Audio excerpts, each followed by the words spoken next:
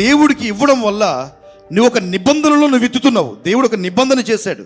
ఏంటంటే నువ్వు భాగ్యం సంపాదించడానికి సామర్థ్యము అనుగ్రహించి నిబంధన చేశాడు.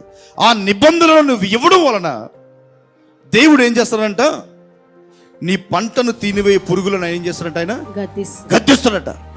ఏయ్, ఇది నా బిడ్డలది, వీరి మీద నిబంధన ఉన్నది, ఈ నిబంధన దగ్గరికి నువ్వు రాకూడదు అని ఆయన గద్దించుగానే ఆ పురుగు ఏమవుతుందంట, అది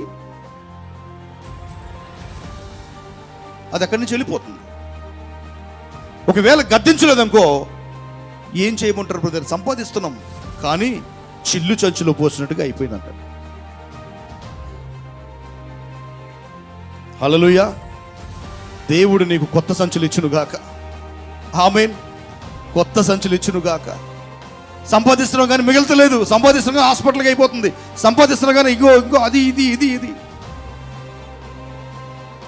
ఎక్కడ సరిపోవట్లేదు.